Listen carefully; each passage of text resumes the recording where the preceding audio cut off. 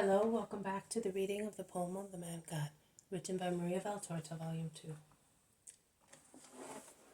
Chapter 252, Part 1, Departure from Sicaminon, the Blessed Virgin Mary, and Spiritualized Maternity. 14th August, 1945. It is still night, a beautiful night, with waning moon. When Jesus, the apostles, and the women, John of Endor and Ermastius, silently take leave of Isaac, the only one to be awake, and set out along the shore. The noise of their steps is only a slight creaking of gravel pressed by their sandals, and no one speaks until they have gone a few meters beyond the last house. The people sleeping in it, or in the ones before it, were certainly not aware of the silent departure of the Lord and his friends. There is dead silence. Only the sea speaks to the moon about to set in the west, and it tells the sand the stories of its depths, with the long wave at high tide, which begins leaving a narrower and narrower dry margin on the beach. This time the women are in front, together with John the Zealot, Judas Thaddeus, and James of Alphaeus, who help them to get over small rocks spread here and there, which are damp and also slippery with the humidity of the night.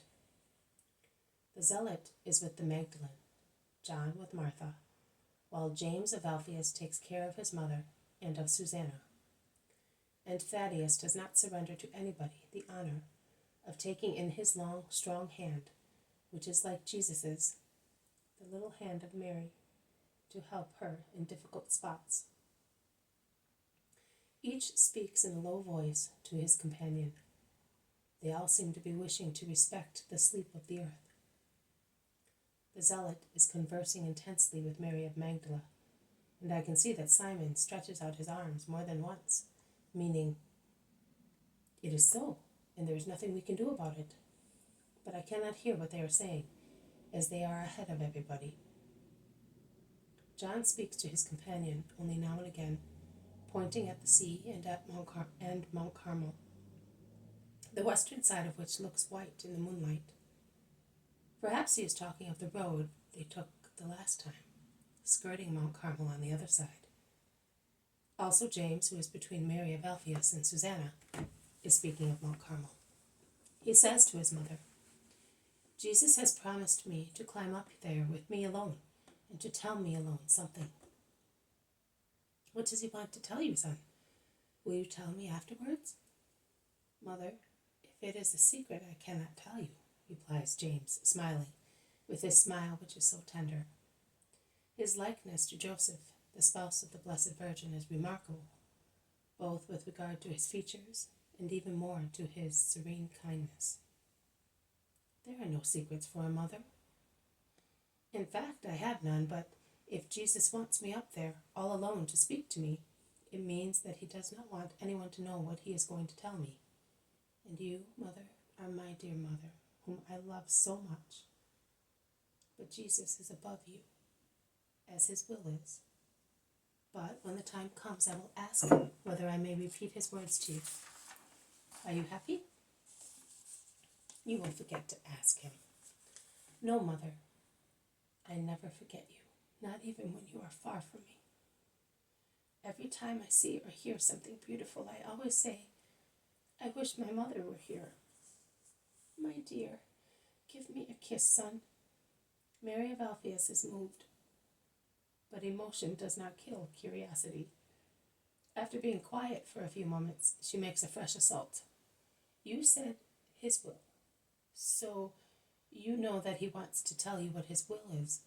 Come on, you can tell me at least that. He told you that in the presence of everybody." "In actual fact, I was alone with him, ahead of the others," says James, smiling. "But the others could hear you." "He did not tell me very much, mother. He reminded me of the words and the prayer of Elijah on Mount Carmel. Of all the prophets of the Lord, I alone am left. Hear me, that this people may acknowledge that you are the Lord God." "And what did he mean?"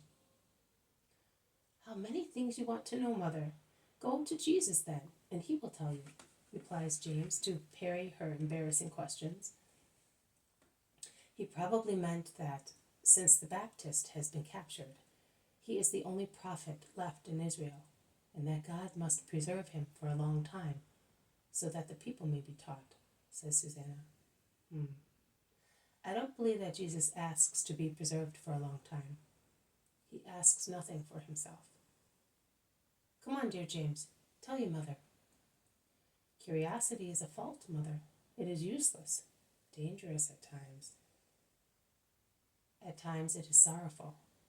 Make a nice act of mortification.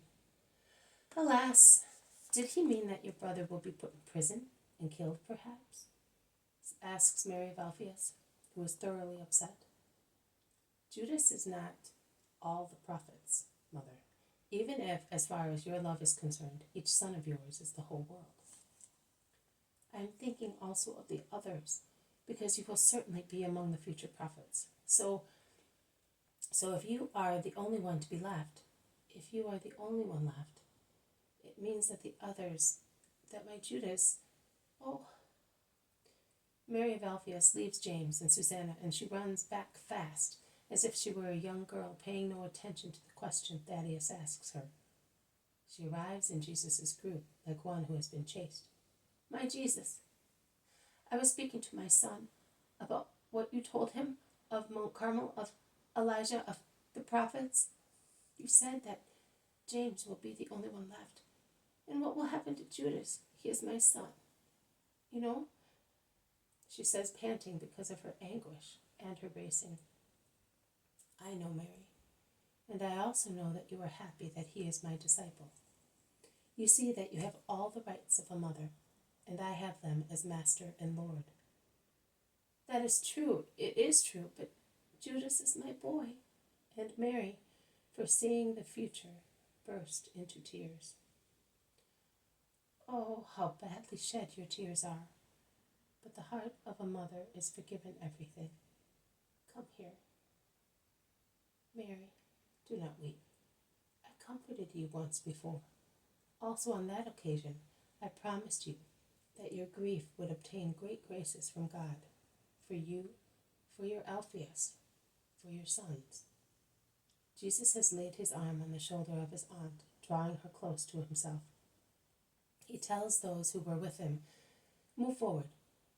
When he is alone with Mary Clopas, he resumes speaking. And I did not tell a lie. Alphaeus died invoking me. Thus, every debt he had with God was cancelled. It was your grief, Mary, that obtained that conversion to his misunderstood relative, to the Messiah whom he did not recognize before. Your present grief will get your hesitant Simon and your stubborn Joseph to imitate your Alphaeus. Yes, but what will you do to Judas, to my Judas? I will love him even more than I love him now. No, there is a threat in those words. Oh, Jesus, oh, Jesus. The Blessed Virgin Mary comes back to comfort her sister-in-law, although she does not know yet the nature of her grief. And when she knows, because when Mary sees her beside her, she weeps more and informs her, Our Lady becomes paler than the moon. Mary of Alphaeus moans, Will you tell him? No, not death for my Judas. Our Lady, who is deadly pale, says to her, And can I ask that on your behalf, when I do not ask salvation from death for my own son? Mary, say with me, Your will be done, Father, in heaven, on the earth, and in the hearts of mothers. To do the will of God through the destiny of our sons is the redeeming martyrdom of us mothers.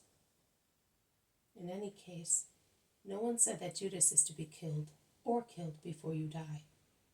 How burdensome your present prayer, that he may live to the most longable age, would be for you, when in the kingdom of truth and love you will see everything in the light of God, and in your spiritualized maternity. I am sure that you then, both as a blessed soul and a mother, would like your Judas to be like my Jesus in his destiny of Redeemer, and you would long to have him soon with you again forever, because it is a mother's torture to be separated from her children. So great a torture that I think it will last as anxious love also in heaven, where we shall be received. Mary's crying, so loud in the silence of early dawn, has caused everybody to come back, to learn what has happened. And they thus hear the words of the Blessed Virgin, and everybody is moved.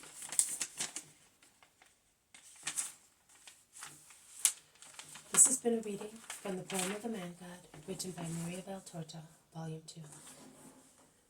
Chapter 252, Part 1, Departure from Sicaminon, the Blessed Virgin Mary, and Spiritualized Maternity. Thank you for listening. I will see you tomorrow. May God bless you, and may peace be with you.